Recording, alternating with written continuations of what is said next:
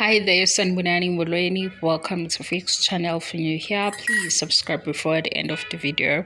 If returning, thank you for love and support. I appreciate you. Thando nesithembu siyaxoxa kuningi. Lana asiqale ekuqaleni le video ingobaba uMseleku noMakhumalo ngemali, ngebhizinisi, ngama-brands. Uthando nesithembu ilokho sixoxa nje ilanguage yebhizinisi. Sithatha episode la ubaba uMseleku ethi uMakhumalo unje kwenze yena, angithi okay. Ubaba uMseleku uveza lokho ku last episode of Uthando Nesithembu season 8. uMakhumalo uyikhulumile into efanayo kumembeso wakhe. Kodwa-ke esikutshela uMseleku ilokho ukuthi isibongo sakhe okwenze yena. Akasazibali-ke noma kuyavela ngithi umuntu uma ekhuluma gazi sikwazi ukulalela nalento angayishongo. Lena-ke ubaba uMseleku angayishongo zingaki-ke izinto ezimphuthile noma ezimdlulile ngoba eyi-brand Makhumalo Mseleku engasawusebenzisi uMakhumalo kakhulu, because uMakhumalo i-personal brand. uMakhumalo uMakhumalo, kodwa uMakhumalo Mseleku lona unkosikazi kababa uMseleku, mhlampe ozoya kuMseleku ukuthi approve ukuthi angisebenze nobani or angihambe ngendaweni ethini. Zikhona izinto ezimphuthile. Ikhona enye imali edlulile ngoba ubefuke shuthi into beyithi mayefika i-email ahambe ayoyidiscussa no-husband. U-husband athi cha. Yilapho-ke esesivela khona nento yani yomona, because omunye uzofika ngomqondo wokuthi so nina nibona ukuthi uMakhumalo unemali eningi ukunoMseleku. Cha, asazi i-bank balance kababa uMseleku nikaMakhumalo. Asikho futhi sure ukuthi amabhizinisi abo ngokuphelela kanjani, ahamba kanjani ilist yakhona, because leyo conversation asiyitholi kuThando Nesithembu iphelele.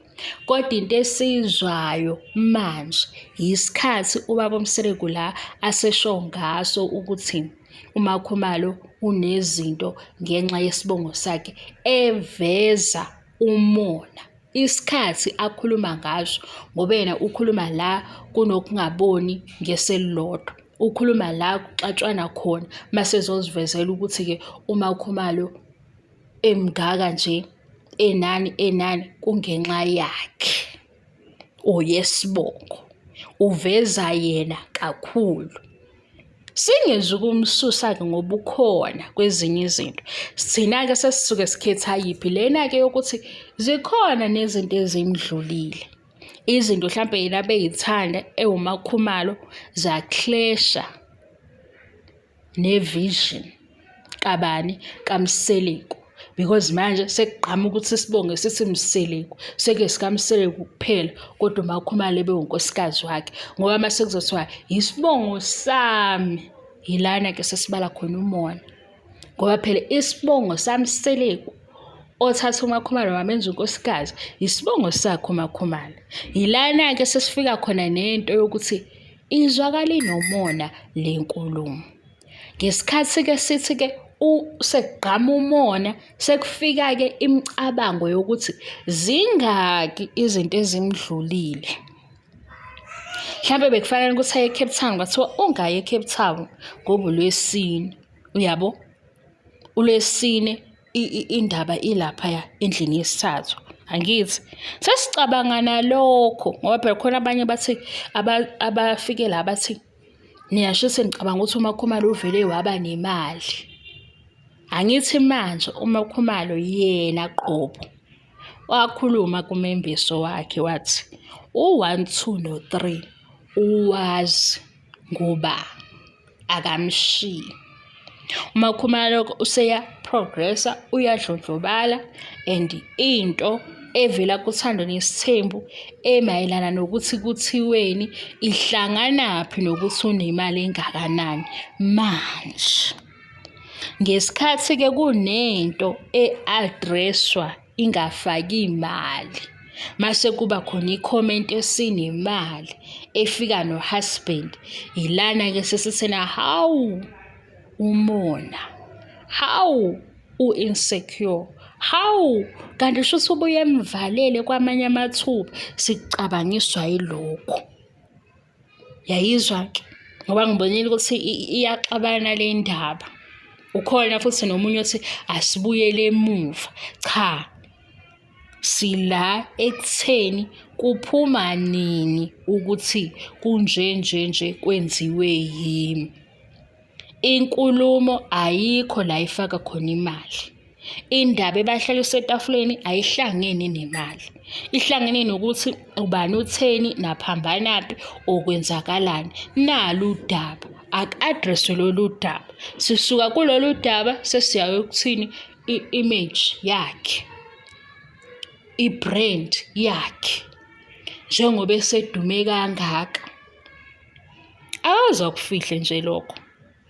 Mhlampe-ke akufihlile ukuthi kungaki angakwenzanga ethanda ukwenza kwase kuba kuthiwe no, noma yena ubone ukuthi lokhu ngeke kusahambisana ne-vision kaMsiliku, ngoba isithembu esaMsiliku. Mhlampe kungaki okusalile ngoba phela manje naye elandela ekutheni useyi-face yothando nesithembu, yesithembu sikaMsiliku. Mhlampe kungaki ashifthe khona kube kuwuyena ngenxa yokuthi uyi-face yakuthando nesithembu yankosikazi kaMsiliku. Phela lokhu yilokho esikucabangayo.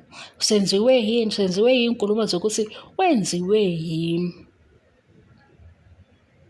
Entweni ethini kukhulunywa kwi-meeting uzokhulunywa ukuthi yini ongayithandanga, yini eyenzakalile. Sagquma-ke kulezo zokuthi akubekwe ukuthi unkosikazi nonkosikazi akathandi ini, sayohlala kuyimali zikaMakhumalo. Njengoba sesikuyimali-ke dabeni lemali, sesibuza ukuthi ulahlekelwe-ke ama-millions amangakanani. Mhlampe kwathiwa akaphume la e-South Africa, kwathiwa cha, ngeke ukwazi ukwenza lokho. Kwathiwa akaye eThekwini, bathi kwathiwa ungakwenzi lokho. Akusahambisani nesithembu, akusahambisani nombono wami. Kodwa naye nombono wakhe, enethalente lakhe, enezwi lakhe. Sifike kanjalo-ke endabeni yomona. Ngoba manje kwi-conversation nje epholile yokuthi hawu sisuka kude u-1, 2 no-3 sasingazi ukuthi kuzoba nje bevumelana naleyo conversation yila umona ungekho khona.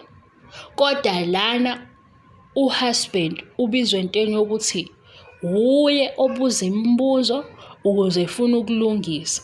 Ngesikhathi kufanele ngabe uthi uyalungisa, yena uzothi uyasichomela. Siyabheka ukuthi kuleli tafula uchome wathini ngemali. Cha. Kuleli tafula ukhulume wathini ngamabhizinisi. Cha. Sengicacisela lona ukuthi mhlambe ikhona into esisala kuyo, asisalile emuva la uyakhona.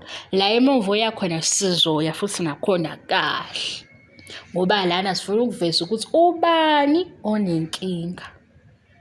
Uthe suka kwathi usezenza ngcono. Inkulumo yanike le ehamba nomona. Thina simnikeze i-platform. Iyiphi-ke enye i-platform avalelwe kuyona ngenxa yokuba i-face yesithembu, uthando nesithembu. Angithi noma yokuba uMakhumalo Msiliku engaseyona-ke i-brand Makhumalo, because manje i-brand Makhumalo iyamcindezela uMakhumalo Msiliku. Abantu abaningi bahamba kakhulu noMakhumalo. Abanye kungasikhona ukuthi bathanda ukuthi ukuyisithembu bethanda yena. Yeyeni, yabo lento le shuthi fanele ngiyenze ngendlela ehlelekile ngoba manje iyaphithana into engiyishoyo, kodwa into ebesikuyo imali emlahlekele. Ngoba le ayitholile mase kuzothiwa uyithole ngalesi sibongo. Ngisengenzeka futhi isibongo sesikhona simsebenzela walahlekelwa ezinye izinto. Uyayibona leyo ndaba. Kwafika i-brand ethile yathi ngicela ukusebenza nawe uMakhumalo. uMakhumalo wahamba wayefundela u-husband i-email, wathi u-husband hhayi. Yafika nenye i-brand yathi uMakhumalo mhlampe sicela ukuthi uze lana for 4 days. Wahamba uMakhumalo waye ku-husband, angithi phela u-husband sesimbuka e-operator ngomona. Wafika wathi u-husband ngeke uze ukwazi ukuhamba u-4 days lapho, kodwa kube kusetshenzwa. Yena kodwa u-husband engahamba u-4 days eye kwenye indawo, aphinde aphoste ukuze sibone ukuthi usebenza kakhulu, uyabo. Ilana sesiqala phela sesibafaka kwi-competition ngoba i-meeting beyingahlangene nobubhizinisi nemali. I-meeting ibihlangene ngani?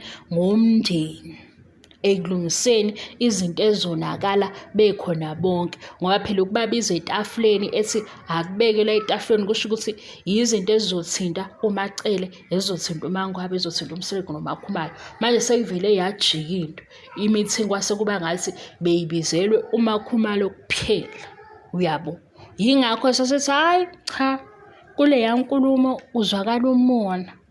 Uma kunomona sesizosaba-ke ukuthi kanti ingakanani imali esimlahlekele, ngoba lokho ku-possible. Ngoba umuntu osekubuka ngomona, umuntu ozothi ufika kuye uthi hayibo nazi iy'ndaba ezimnandi, evele ethi ngeke uyenze leyo nto. Hhayi lena angeke ihambisane nawe, eyikhulume ngani? Ngomona. Hhayi ngoba eseyikhuluma ngokuthi u-number 1 support, usekhuluma ngezwi lomona. Bye-bye-ke ngoba ngizosuke ngiheme-ke, ngine-energy ekhaya. Ngine-energy ngi-right manje uma ngikhuluma ngathi ngakhuluma udu. Ulahlekelwe yimalini? Ngenxa yesibongo. Ngoba manje sesizophakamisa ukuthi imali isikhona ngenxa yesibongo. Ulahlekelwe yimalini-ke ngenxa yesibongo? Izoba ningi-ke yaMakhumalo noMseleku, izoba ningi indaba yabo, iningi nje ngezinto ey'ningi. Kodwa siselana ukuthi kule video makukhulunywa ngemali, malini elahlekile? Ngoba manje ngolethu ulwazi, u-husband usaphotha unkosikazi wakhe, nonkosikazi usaphotha u-husband. Sekufike nini ekutheni ngiyachonyelana, uphakeme. Hayibo.